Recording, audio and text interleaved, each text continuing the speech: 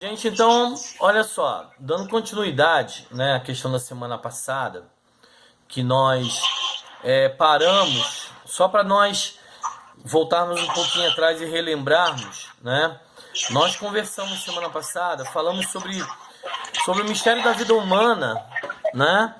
E também falamos sobre o plano de Deus, falamos também sobre a questão do homem e também a queda do homem, né? E Kelly, fecha só um pouquinho o microfone. Nada. É só porque por causa da gravação ali do lado. Aí nós falamos sobre também a queda do homem. Só para nós relembrarmos rapidinho, né? A irmã Nilza entrou também, peraí. Só para nós relembrarmos, né? Também sobre a questão do plano de Deus, nós dissemos aqui, paz, nós dissemos aqui que o plano de Deus, né?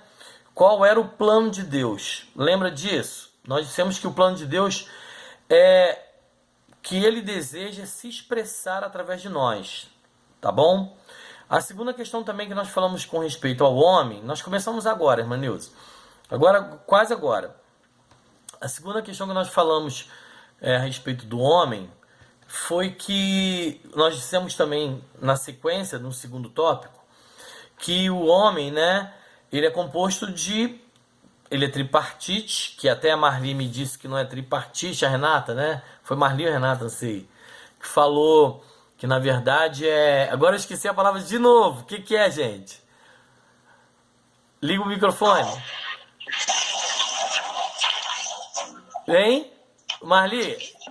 Tricotomia. É tricotomia, é tricotômico, né? Fecha de novo aí, gente. Então, nós falamos que o homem é tricotômico, né? E ele é composto de espírito, alma e corpo. E nós relembramos que o espírito é o lugar onde Deus se comunica diretamente com o homem, né? A alma é o lugar das ações, né? E também dos pensamentos e sentimentos do ser humano. E também nós falamos que o corpo, relembramos que o corpo em si, ele que é onde as ações, né, dos sentimentos e da própria nossa adoração a Deus é que se desenvolve. Isso nós estamos falando rapidinho. E depois nós dissemos sobre a queda do homem.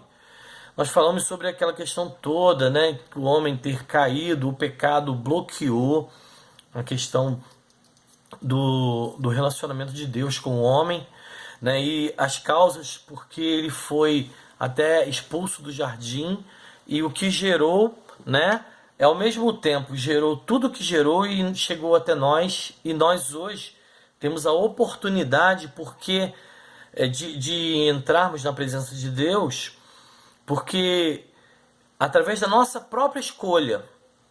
E eu deixei também claro, e falei com vocês semana passada, uma coisa, para a gente pensar durante a semana, nós vamos ver isso semana que vem, tá bom?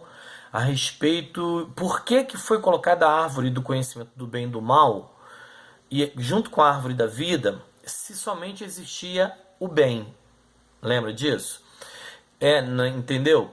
E que a gente deveria pensar sobre isso. A Marli, ela disse, né, eu vou relembrar, que a questão do pecado de Lúcifer, né, lá, desobediência, rebelião, gerou mal. Mas esse mal, por que ele acaba sendo recolocado para Adão e Eva? E eu ouvi uma coisa muito interessante essa semana, que também, conversando com uma pessoa lá na igreja, Deus ele escolheu, né, que nós pudéssemos ter ou não a oportunidade de decidir em pecar ou não, né, irmã Nilza, né, Kelly e Marli, pelo fato de que, porque ele não quer pessoas autômatas, né? Ele não quer robôs. Ele não quer que eu e você sejamos pessoas que tenhamos sejamos assim, uma pessoa que faça aquilo, dar um comando, igual eu estou aqui tentando, né, colocar uma coisa da internet, que preciso colocar, dar um comando aqui para aparecer o que eu escrevi, né? Deus não quer isso. Deus quer que a gente decida por Ele, né? Deus quer que nós decidamos por Ele, que nós o amemos, né, de coração, que nós o honremos, né, com um amor profundo e que nós nos entreguemos a Ele. E mais do que isso, gente, que nós acreditemos na palavra dele. Eu estou lendo um livro, né? E na verdade eu não estou lendo, estou ouvindo o livro e estou acompanhando a leitura. E dentro dessa questão que nós vamos entrar hoje agora, fala sobre a redenção de Cristo para o dispensar de Deus. Lembra que eu comentei com vocês semana passada e perguntei para vocês o que é dispensar? E comentei também sobre a economia. Lembra? Que a economia de Deus não está ligada à finança. Lembra disso? Mas a economia está ligada ao dispensar de Deus para dentro de nós. Ele mesmo se fazer um Deus tão grande e poderoso, se expressar através de nós e cuidar de nós e mais do que isso, morar dentro de nós. E eu ouvi algo através desse livro que nós precisamos acreditar nisso. Que nós precisamos acreditar que Cristo vive em nós. E que se Ele vive em nós, nós temos que viver uma vida vitoriosa. Uma vida de vitória, uma vida próspera. Mas aí vocês podem me questionar, falar assim, pastor, é muito bonito na teoria, mas e a prática? Então, eu mesmo, gente, acabei apanhando um pouco, entende? Porque eu reconheci que eu não deixo todas as coisas nas mãos de Cristo. Toda hora eu vou lá, eu deixo na mão dele, toda hora eu vou lá e pego de volta. Se Cristo vive na minha vida e se vive na vida de vocês, nós temos que entender que se Ele disse que eu e minha casa serviremos ao Senhor, eu e minha casa serviremos ao Senhor. Entenderam? Então, a redenção de Cristo, que é o quarto ponto desses 6 pontos que nós vamos conversar na segunda fase, né, dessa live, do dia de hoje, nós precisamos entender isso. Quando Deus diz que Ele vem morar dentro de nós, que Jesus ele disse assim, eu vou para o Pai e vos enviarei um outro Consolador. Quando ele diz assim, eu vou enviar para vocês um outro Consolador, ele quer dizer que ele vai enviar de verdade. E ele diz também, olha, eu vou estar convosco, com vocês, até o fim dos séculos. Quando ele diz isso, ele está dizendo de verdade. E nós precisamos entender isso. Então a redenção de Cristo, ou seja, o que Cristo fez na cruz do Calvário, Ele fez para que o próprio Deus viesse morar dentro da minha vida, dentro da sua vida, dentro da vida da nossa família, dentro da vida dos nossos filhos. E nós precisamos entender isso nessa noite. Eu preciso entender. Há poucos momentos eu estava conversando com a Kelly a respeito de uma coisa que me aconteceu essa semana. E eu quero compartilhar com vocês isso. Algumas questões que eu estava vivendo, de situações pessoais, ministeriais, né, que talvez vocês saibam, né? E de repente, na quarta-feira, eu compartilho com vocês, eu creio que vocês estejam ouvindo, aquela declarando a palavra de Deus. E na quarta-feira, antes de eu ir, né, para a oração, eu liguei e ouvi aquela declaração, declarando a palavra de Deus. E a declaração, ela diz o seguinte, uma frase que me chamou muita atenção, foi que aquela pessoa que estava narrando disse assim, através da leitura, que nós não temos condições de bancar uma mágoa. O que significa? Nós não temos condições espirituais, financeiras e nem mesmo humanas para bancar uma mágoa com quem quer que seja, com qualquer coisa que foi feita conosco. Onde você viu esse pastor? Naquele coisa declarando a palavra de Deus de quarta-feira. Depois vocês escuta, né? Se foi apagado, eu pego e mando para vocês de novo. Mas eu queria que vocês ouvissem, porque ele exemplifica justamente uma questão ligada à pessoa que tem problema de vícios de drogas e álcool. Geralmente eles descambam para esse caminho porque eles foram feridos e a mágoa ficou no coração deles. Quando a mágoa fica no coração dessas pessoas, eles tendem a ir para o vício. E quando vão para o vício, essa mágoa vai crescendo. E nesse declarando a palavra de Deus, A mágoa é a falta de perdão, né, pastor? sim. E aí eu trouxe para minha vida, e é onde eu quero dizer para vocês. Eu trouxe para minha vida que eu não posso bancar mágoa. Eu não posso bancar mágoa com ninguém. Eu não posso me dar o luxo. Sabe por quê? Porque o tempo já está terminando. É verdade. E a gente não pode bancar mágoa com ninguém, quem quer que seja, porque quem está perdendo somos nós. Quem estava perdendo, gente, era eu. Porque a pessoa, quem quer que seja, não estava nem aí. Nem sabe. Entendeu? Às vezes nem sabia. Mas como a minha atitude também era uma atitude que eu demonstrei, porque eu demonstro, eu tenho que mudar, eu vou mudar em nome de Jesus. Mas também isso que eu quero dizer para vocês, essa mudança, eu não vou conseguir. Sabe, Kelly? Sabe, Marli? Sabe, irmã Nilza? Eu não vou conseguir. Por isso que eu preciso pedir a Cristo, falar literalmente o que eu vou dizer para vocês. Jesus, vence por mim essa mágoa. Porque Ele não é meu dono? Ele não é o seu dono? Ele não é o meu Senhor? Ele não é o seu Senhor? Então você precisa nessa noite, Manilza, você precisa nessa noite dizer para Jesus, Jesus, eu não consigo convencer José Carlos. Com todas as minhas atitudes, com as minhas orações, eu não consegui até hoje. Jesus, convence ele. Entende? Eu não consigo convencer o Lucas, eu não consigo convencer o Grimi, eu não consigo convencer o Rian, eu não consigo convencer meu sogro, minha sogra, eu não consigo convencer o meu amigo, o meu cunhado, os meus irmãos. Então eu tenho feito a partir daquele momento a oração pedindo para que Jesus convença. Entende? Porque se Ele é meu Senhor, gente, se Ele é seu Senhor, é Ele que vai fazer por você. E enquanto eu e você não entendermos isso, sabe o que vai acontecer? Nós vamos continuar pagando preço e querendo que através das nossas obras, os nossos sacrifícios, Jesus haja por nós.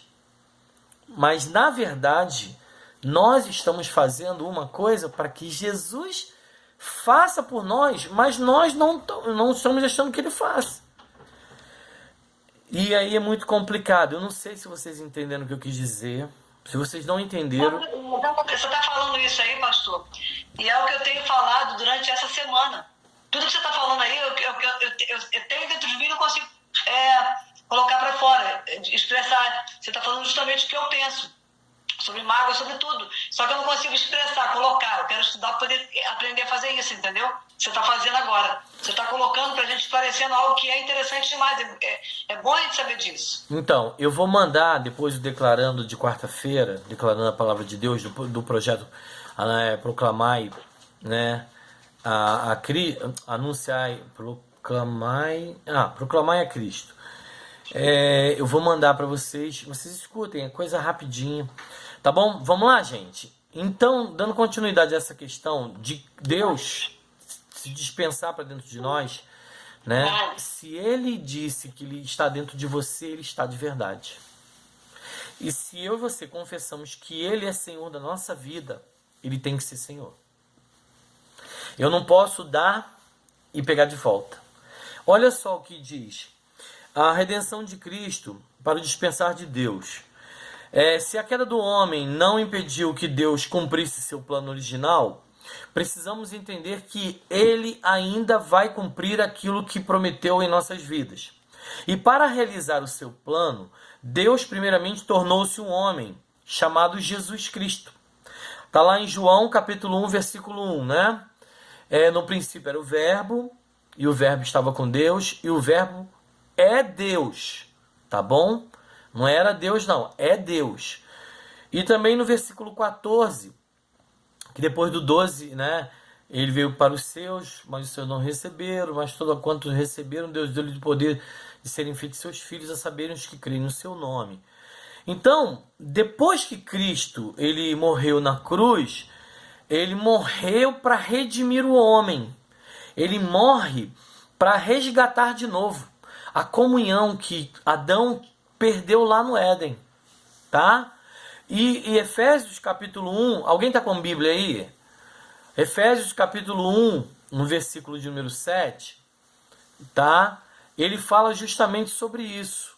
Se você tiver com Bíblia, você me ajuda aí. Efésios capítulo 1, versículo 7. Tá, Kelly? Se tiver, abre aí e lê, por favor, porque eu não tenho como olhar aqui. Pode ler. Efésios 1, 7. Isso. Por quem temos a redenção pelo sangue, a remissão das ofensas, seguindo as riquezas da sua graça. Amém? Então nós temos a redenção do pecado, gente, através de quê? Através do sangue de Jesus. E se a palavra de Deus diz que o sangue de Jesus nos purifica de todo pecado, é de todo pecado. Então o sangue de Jesus, ele nos liberta do pecado. João agora, 1:29, não tem como consultar a Bíblia, senão a gente consultava aqui. Kelly, João 1:29. Então, a gente precisa entender isso, sabe?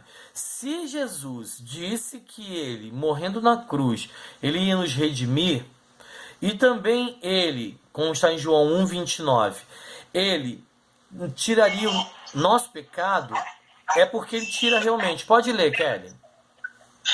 No dia seguinte, João viu Jesus, que via em sua direção, e disse: Eis o Cordeiro de Deus, que tira o pecado do mundo. João Batista, o que ele fez? João Batista, ele simplesmente pegou e quando viu Cristo, o que ele diz? Eis aí o Cordeiro de Deus. Não temos tempo de explicar toda aquela questão do Cordeiro, né? Porque que na verdade tinha que ser sem mancha, mas vocês já sabem um pouquinho, então não tem necessidade. Mas a gente precisa entender que Jesus é o Cordeiro que morreu por nós. Gente, eu perguntei um tempo atrás para vocês o que valia, se tinha o mesmo valor, o pecado que Adão cometeu no Jardim do Éden e a morte de Cristo para nos resgatar do pecado. Vocês lembram disso que eu comentei?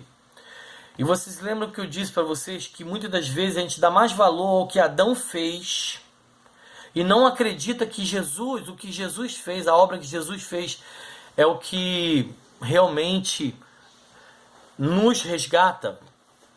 A gente precisa, eu e você, nós precisamos entender que Jesus, ele é aquele que não somente o sangue do Cordeiro, ele cobria o pecado. O sangue de Jesus, ele purifica e nos lava de todo pecado. Quando João Batista cita essa situação, que Jesus era o Cordeiro de Deus, é que ele era limpo, sem mácula, sem defeito, sem mancha e sem nenhum ferimento. Entende? Essa é a questão que eu preciso tomar para mim hoje. Também Efésios 2:13.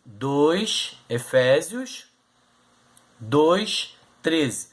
Mas eu vou dizer assim, ó, e levando de volta para Deus, né? Então ele leva de volta para Deus. O que diz aí, por favor, Kelly?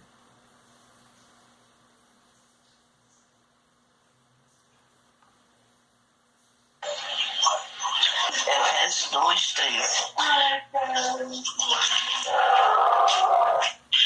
Mas agora em Cristo Jesus, vós que antes estavas longe, pelo sangue de Cristo chegaste perto. Então, gente, nós estávamos longe por causa de quê? Por causa de tudo aquilo. Tem alguém com sono aí, né? Por causa do pecado, nós estávamos longe de Cristo. Nós estávamos afastados mesmo. E aí, o que eu quero também chamar a atenção da gente hoje é que aqueles que estão fora da presença de Cristo, eles não têm como enxergar para onde eles estão caminhando. Entende? Eles não têm como enxergar. Eles não sabem para onde eles estão caminhando.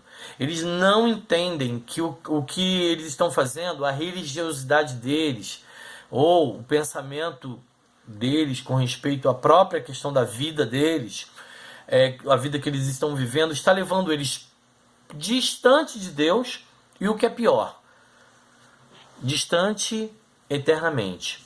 Mas como nós vimos, quando nós recebemos a Cristo, Ele nos traz de volta. E se a palavra de Deus, que foi lida pela Kelly, diz que Ele nos traz de volta, nós precisamos acreditar nisso. E por fim, gente, em ressurreição, Ele tornou-se o Espírito que dá vida. Aí, Kelly, 1 Coríntios, capítulo 15, primeira, né? Primeira carta aos Coríntios, capítulo 15, Coríntios 15, 45. Mas aí é a parte B, né? Mas lê o versículo todo, né? 1 Coríntios 15, 45. Assim também está escrito: o primeiro homem, Adão, foi feito alma vivente, e o último Adão, espírito vivificante. Então, observa só, gente. Adão, ele era alma vivente, mas Jesus é o espírito vivificante. Se eu e você temos o Espírito de Cristo, nós temos vida, literalmente, e vida com abundância, tá?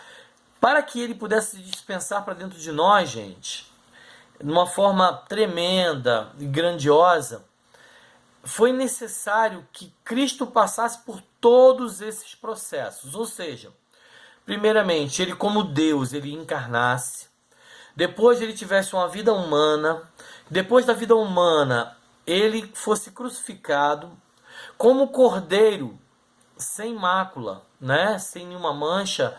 Ele passasse 3 dias e 3 noites no sepulcro. E eu tenho essa situação que eu já falei para vocês, que eu tenho a cronologia toda, que ele passou literalmente 3 dias e 3 noites. Depois da sua ressurreição, ele ressuscita um espírito que dá vida. E aí ele é ascendido ao céu. E aí depois que ele é ascendido ao céu, né, ele é levado ao céu, ele se dispensa de novo agora para dentro daquele homem, daquela mulher que o recebe como Salvador.